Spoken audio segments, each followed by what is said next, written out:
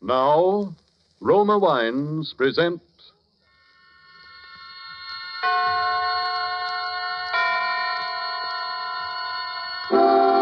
Suspense. Tonight, Banquo's Chair, starring Donald Crisp and John Loder.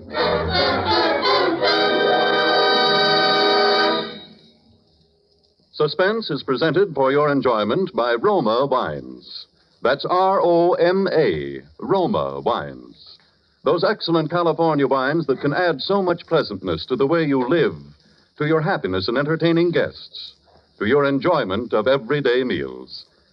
Yes, right now a glassful would be very pleasant, as Roma Wines bring you Suspense. This is the Man in Black, here to introduce this weekly half hour of Suspense. This evening, Roma Wines bring you as stars two distinguished gentlemen from the Hollywood sound stages, Donald Crisp and John Loder. Mr. Crisp and Mr. Loder are here to enact for us a strange and startling drama in which they, in the interests of justice, made use of an unusual method to wring a confession of guilt from a criminal. But before we raise the curtain on Rupert Croft Cook's story, Banquo's Chair, which is tonight's study in suspense, here is a message from your host.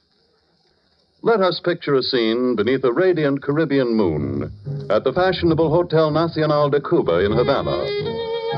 An American dinner guest has just raised his glass in a toast to Havana, its traditions, its beauty, the superb dinner, the wine. His Cuban host replies, "True, the traditions, the scenery, and the food you enjoy, they are Cuban. But the wine of which you speak so highly, that is of your country. It is the famed Roma wine, made in your own California." Yes, it may surprise you that California produces Roma wines of such uniformly superb quality that they are imported by many foreign countries. But millions of Americans do know and enjoy the excellence of Roma wines daily, with meals and when entertaining. These millions have made Roma America's largest selling wines. They know, too, that Roma wines are amazingly inexpensive, only pennies a glass, for wines of such distinguished character. That's because here in America you pay no high import duty, no expensive shipping charges for Roma, wines that combine age-old winemaking skill with modern testing and quality control. So ask for R-O-M-A, Roma wines, made in California for enjoyment throughout the world. And now with Banquo's Chair, and with the performances of Donald Crisp as Sir William Brent and John Loder as Arthur Grange, Sir William's friend who relates the story to us, we again hope to keep you in suspense.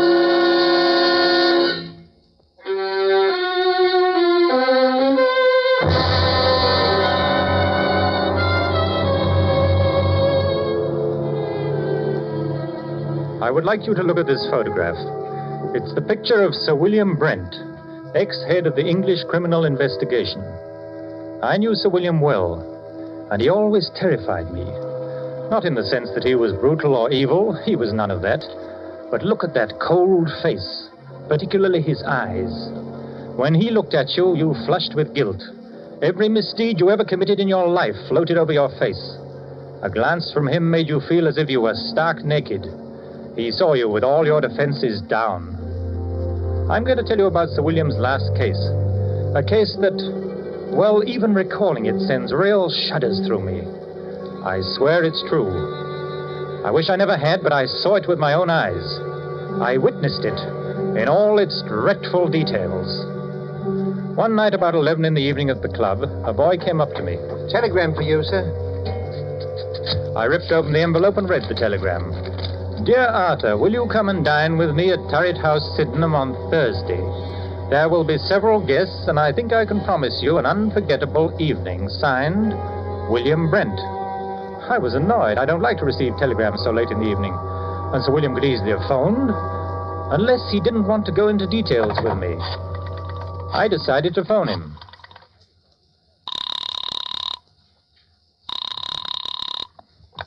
Hello? Hello? And this is Arthur Grange calling. Yes, I know. Did you receive my telegram? Yes, Sir William. What's all the mystery about? I'll tell you about that on Thursday. Are you coming? Yes, I'll be there. Very good. I particularly want you to be there. Oh, you sound so mysterious. I'm thinking of coming armed or bringing a couple of bodyguards. No, it wouldn't be necessary to bring bodyguards. But you had better come armed. Well armed. Yes, bring a revolver. Good night.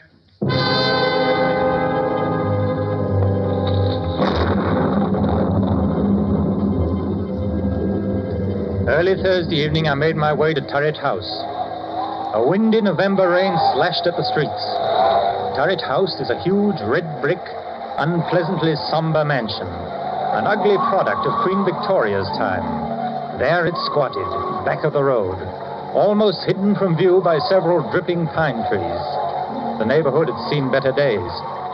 I walked up along the unkept path until I reached the great oaken door.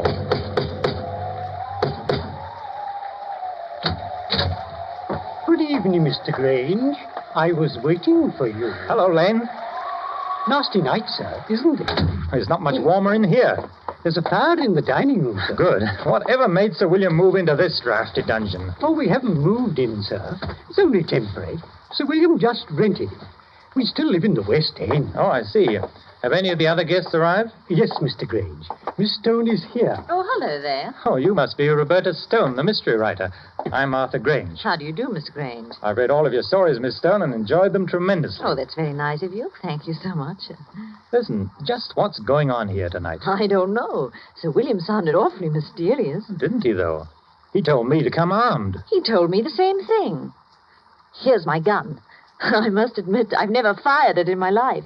It scares me to death. Why do you suppose he picked a spot like this to give a dinner party? Oh, it's the scene of the crime. Huh?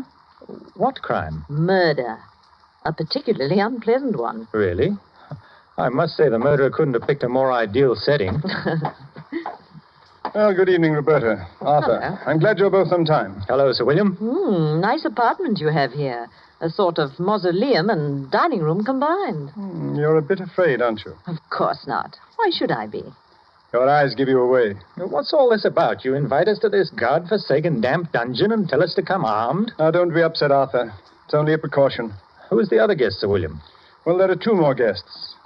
But first, I'll tell you all about it. Lane, will you serve the drinks? Yes, Sir William. Now, I'll tell you what's going to happen tonight. This house, Turret House, was the scene of the Sydenham murder, a very famous case. Yes, of course, I remember it. That's right.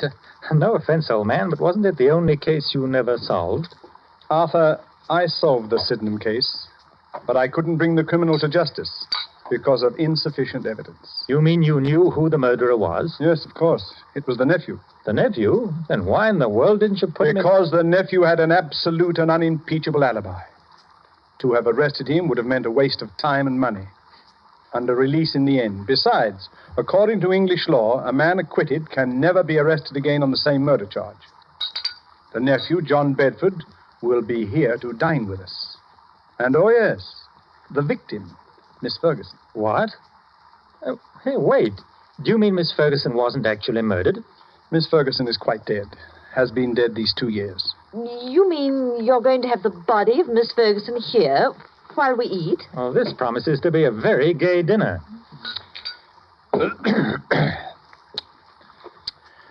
Now, see here. As you both know, I've never lost a case, except the Sydenham murder, which will be finished tonight. Now, I'm an egotist. I don't believe there's a criminal in all England that can outwit me. And as a matter of fact, I've resigned from the criminal investigation for the sole purpose of trapping Mr. John Bedford. You have an awful lot of patience. Infinite patience. I devoted 2 years to this case, and now that my moment of triumph has arrived, I wanted to have some witnesses. A writer who will record the event, and an admirer who will applaud with awe the cleverness of my scheme. If it's as gruesome as I think it is, I won't be here to watch it. Oh, I think you will. Horror has a way of fascinating and hypnotizing people. Besides, Arthur, you'd be ashamed to run out now? Oh, I'll stay, of course. So will I. Oh, good. Now, before I tell you my scheme, let me first acquaint you with the details of the murder. Well, exactly 2 years ago tonight, in this very house, Old Miss Ferguson.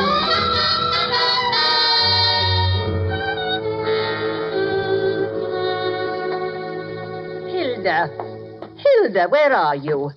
Oh, where is that foolish maid? Yes, Miss Ferguson. Why don't you answer when I call? Well, I was in the kitchen, Mum. It's after 10 o'clock. You should be on your way home. Well, I was just about to leave. Has my nephew called? No, Mum. Mr. Bedford hasn't called since yesterday. I told him he couldn't come in, just like you said. I don't ever want to see him again. He's no good. He's an evil man who will come to an evil end. You're never to let him in here, Hilda. He won't ever come in this house if I can help it. No, Mum. Now you'd better run along. And make sure all the doors are bolted. Yes, Mum. I'll change my will. Won't leave him a penny, I won't. Good night, Miss Ferguson. Oh, good night, Hilda. Good night. Who does he think he is? In the morning, I'll change the will. That's what I... Who's there? Who is it? It's I, Aunt Martha. Your own affectionate nephew. What are you doing in my house? You're not at all pleased to see me. Your only living relative, too. I'd like you to leave at once, or I'll call the police. I'd rather not, Auntie. I want to have a talk with you. You don't want to talk to me. All you want is money. Yes, Auntie. I want money, and lots of it. You've got all the money you'll ever get out of me. You won't even get a penny after I die. I'll see to that. Perhaps you'll appreciate the value of money after you've worked for it. Why are you wearing gloves? I've made up my mind, Auntie. What are you doing? Keep away. You're an old woman, Auntie. All that money is no good for you. You can't ever use it. I'm young. Money means life to me, a rich and gay life. You're old, Auntie, and you're going to die soon anyway. No, it can't be. You're not going to do that. Yes, Auntie, I am. Oh. You don't want to live anyway, Auntie. You're lonely, sick, and old. I'm doing you a favor. Nobody can hear you, Auntie. I'm your heir, your only heir, Auntie, your next of kin. The estate is going to be mine, Auntie. All of it.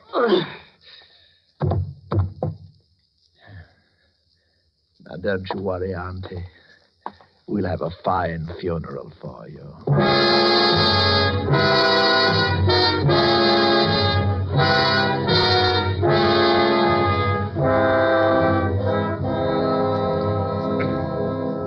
Yes, that's pretty much the way old Mrs. Ferguson was murdered. Hilda found the body the next morning. I immediately went to work on the case. All the evidence pointed to John Bedford. Everyone believed he committed the crime. He almost admitted it himself. I had him brought into my office for questioning. Well, how do you do, Sir William? Cigarette? Thank you. Well, how does it feel to kill your own aunt? May I have a light, please? Yes, of course. Thank you. I wouldn't know, Sir William. You see, I never killed anyone. Have you? I have, Mr. Bedford. I've sent quite a few to the gallows. So I understand. What was your relationship to Miss Ferguson? She was my aunt. Well, don't be flippant. Well, to tell you the truth, sir, my aunt didn't like me. She thought I was a spendthrift and a useless parasite, and she was quite right. Now, I believe it's customary to ask the accused his whereabouts on the night of the crime. Yes, it is. And won't you tell me? In jail. I had a little too much and got into a bit of a tiff with someone. That's quite an alibi. Oh, quite a fact. It was hardly possible for me to be in jail and kill my aunt at the same time. Unless, of course, my aunt came into my cell and allowed me to murder her, after which she walked back to Turret House as a ghost, dragging her body behind her. Hardly possible. Don't you think you ought to check my story? I already have. You've done a very skillful job. Too bad you couldn't use your talents for something constructive. Well, then, why don't you arrest me, Sir William? No, Mr. Bedford. I have time. Plenty of time. Well, you'd better work fast. By the time you get around to me, I'll have spent all of my aunt's beautiful money. It's not the money we're after. It's you and your beautiful life. Good day, Mr. Bedford.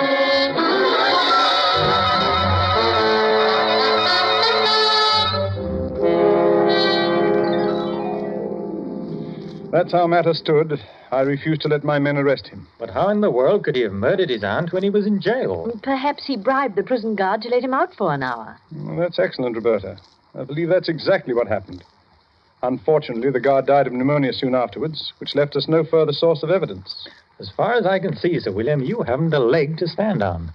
You're quite right, Arthur. I haven't. Except that every man, particularly a criminal, has an Achilles heel. I discovered John Bedford's weakness. Sounds like I'm going to have a good story. What is it? He's very superstitious. Well, how did you learn that? I've never suffered a defeat in my life. John Bedford was the first setback.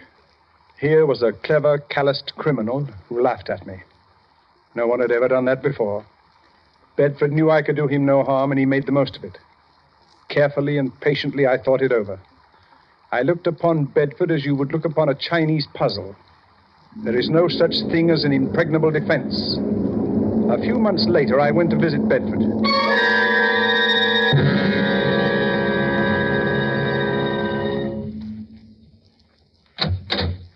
Oh, Sir William, what a surprise. Won't you come in, please? Thank you, Mr. Bedford. Oh, I'm really honored to have the great Sir William Brent pay me a visit. You're not after any more clues, I hope. It does get rather tedious. Yes. No, not at all. I know when I'm licked. Well, I don't want to appear smug, sir, but everyone has his Waterloo. Do you have a drink? No, thanks. I suppose you're curious about why I came here? Well, I hardly imagine it was a friendly visit. I've resigned from the criminal investigation. I'm a private citizen now. Yes, I heard about that.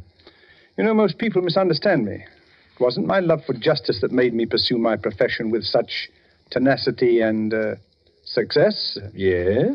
Of course, with the sole exception of your case, of course. It was a game of skill to me. My wits against all comers. I lost in your case. But then we've all got to lose sometime. I don't believe you, Sir William. You're still after me. But I'm afraid it's no go. I've kept out of trouble so far, knock wood. That's an odd habit for a man like you, Bedford. You're not superstitious, are you? Of course not. Well, now as to the reason for my visit. I noticed in the papers that you're looking for a tenant for Turret House. Why, yes, I am. I'd like to rent it. Well, the scene of the crime, eh? Well, of course, why not? There's no harm in it. As a matter of fact, I'll let you have it very cheaply.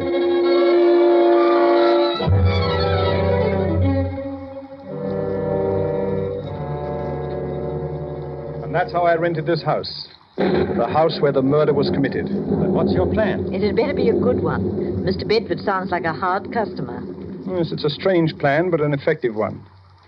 I saw Bedford frequently. Our acquaintance blossomed into a kind of friendship. An armed friendship, of course. He knew I was out to get him, and I wanted him to know that. He's vain, very vain, and this game intrigued him. I also learned he's a very superstitious. Tonight is the anniversary of the murder, and tonight Mr. Bedford dines with us at 8 o'clock. It's nearly 8 now. Now, this is the plan. You know May Wakefield, of course. Naturally, the Shakespearean actress. That's right. Now, during dinner, Miss Wakefield will enter the room in the precise likeness of Miss Ferguson, the murdered woman. We, of course, will pretend not to see her. We remain outwardly unconscious of her. Only Bedford will be aware of her presence. I believe Bedford will confess. But this is the anniversary. I'd imagine you'd keep away on this night.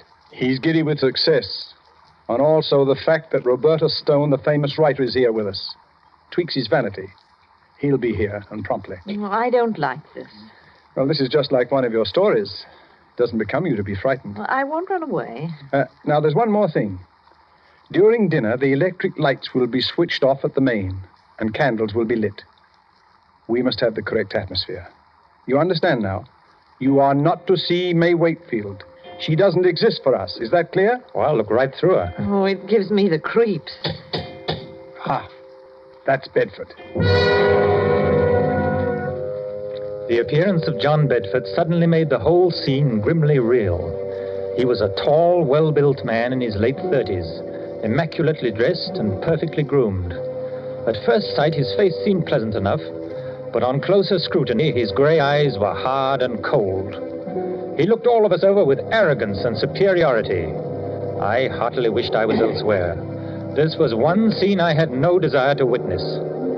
After the introductions were over, we sat down to dinner. Is it still nasty outside, Mr. Bedford? Oh, getting worse. Looks like we're in for a few days of this. It's too bad. I was going to do some riding tomorrow. The soup is excellent. Oh, yes, indeed. Your cook should be congratulated, sir. The soup is a masterpiece. Poor Alice. She's been my cook for 20 years, but she's given me notice. Absolutely refuses to stay here.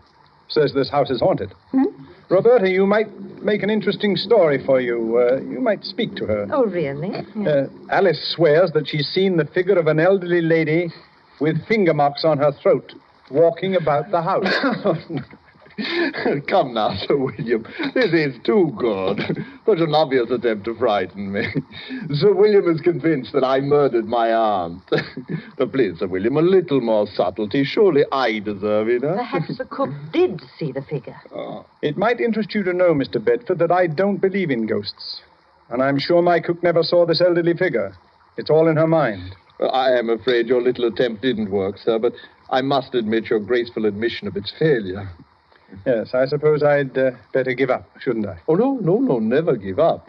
If at first you don't succeed, you know. Do you live very far from here, Mr. Bedford? Thank you, Miss Stone. There's really no need to change the topic. I hope you find this game as amusing as I do. I'm sorry, Mr. Bedford, but this isn't my idea of pleasant dinner conversation. Well, we'll talk of pleasant things then, eh? I saw a very exciting play last night. Excuse me a moment. It's really fearfully hot in here. Do you mind if we get a little air, sir? Oh, I'm sorry. It is rather warm. Lane, open the windows, please. Yes, sir. What terrible weather. I don't know how we'll ever get home in It's a this. bad month of the year. I had intended to go to the Riviera for the season, but you...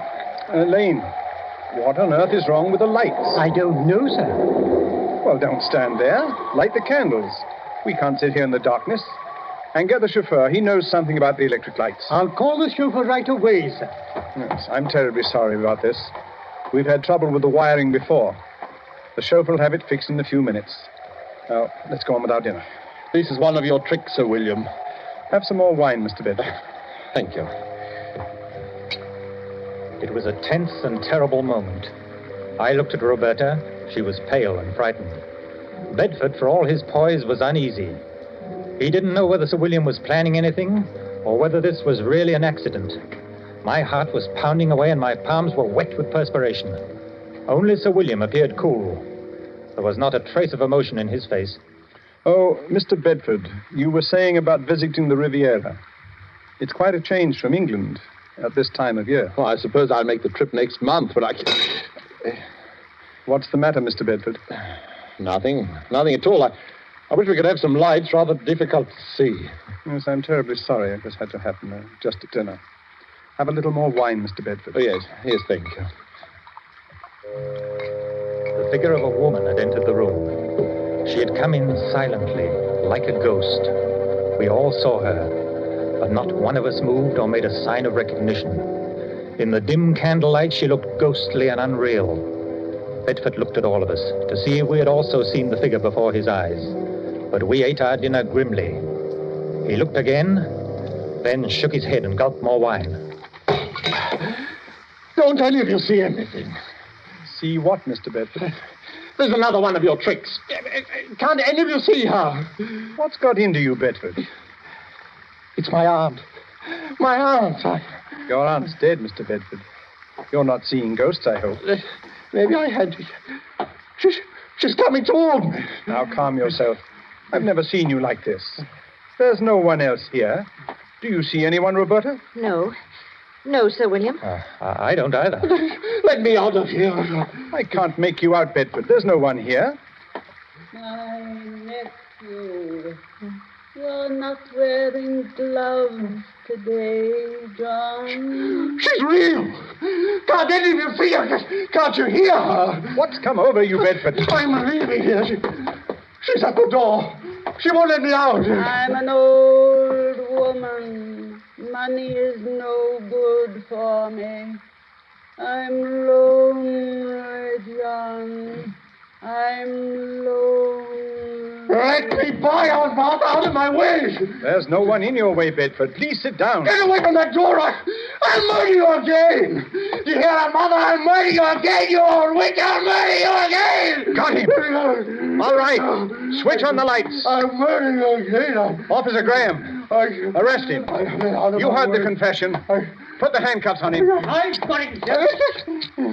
Oh, I've never seen anything so horrible. Let me out. Well, Bedford, it seems that I've finally caught up with you. I'll kill her again. I'll kill her again. That wasn't your aunt. It was Miss Wakefield, the actress. I'll kill her again. I'll kill her again. Take him away, Graham. He's in a state of shock. Well, then. Shall we continue with our dinner? I hope you're fully satisfied, Sir William. Quite. It's been a long job, but it has ended as I knew it would. I'm most grateful to you both for your help. I thought it was a pretty grim affair. I must say you know your job. May Wakefield certainly knew hers. That was the finest piece of acting I've ever seen. Yes. Our makeup was incredibly good. I must congratulate her. She's probably gone to her room. Oh, Elaine. Yes, sir. Please call Miss Wakefield. Miss Wakefield, sir? Yes, the lady who's been assisting us this evening. I haven't seen her, sir. But I look for her, sir. Yes, well, tell her to come down and join us. We have a fine dinner waiting for her. Oh, excuse me, sir. But this telegram came a little while ago. I didn't want to disturb you during dinner. Oh, no. Let me have it.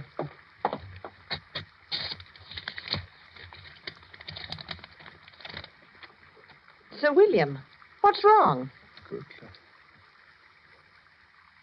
I'll read it to you. Extremely sorry. Severe influenza makes it impossible for me to leave my bed tonight. Will tomorrow night do? Signed, May Wakefield. Lord help us. If it wasn't May Wakefield, then who was that figure here tonight? There was no answer. I looked at Sir William, staring at the telegram. His face was gray and stony. On his left temple, a crooked blue vein stood out. It twitched once or twice, and then was motionless. He looked as though he'd seen a ghost.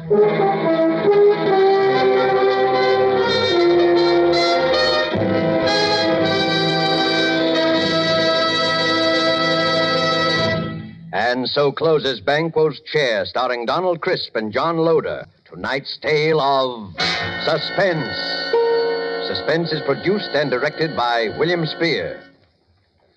Have you discovered, as thousands have, how much Roma wines add to the enjoyment of your meals? How their superb flavor makes special occasion feasts out of everyday meals? Well, find out for yourself. Start off the meal with that delightful appetizer, Roma California Sherry. Then place on the table a well-chilled bottle of Roma California table wine, delicate Sauterne, hearty Burgundy, or tart, tasty claret. You'll be amazed at the tremendous difference Roma wine makes in the enjoyment of your foods. Now, don't overlook this easy, inexpensive way to add thrilling extra enjoyment to everyday living. Remember, Roma wines cost only pennies a glass. So take a tip from the millions who enjoy Roma wines, at meals or when entertaining. Ask for R-O-M-A, Roma wines. America's largest selling wines. Made in California for enjoyment throughout the world. This is John Loder. There's no program that Mr. Crisp and I admire more than Suspense. And I know I speak for him as well as myself in saying how thoroughly we've enjoyed our appearance here this evening. Now, at the request of our government, I want to pass this information along on behalf of the Merchant Marine. 6 ships a day instead of 5 soon will be coming off the ways of our shipyards. The United States shipbuilding program is being increased rather than cut. A few days ago, contracts were awarded for 262 additional new ships.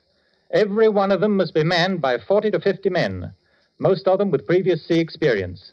The longer Pacific distances and expanding supply problems on every front will call for the continuous employment of large numbers of men and ships until Japan is totally defeated. The universal demand for a strong post-war merchant marine makes post-war opportunities in these jobs fully as great as in any American industry today. Next Thursday, same time, you will hear Mr. Charles Lawton as star of Suspense. Presented by the Roma Wine Company of Fresno, California. Roma Wines, R-O-M-A. Made in California for enjoyment throughout the world. This is CBS, the Columbia Broadcasting System.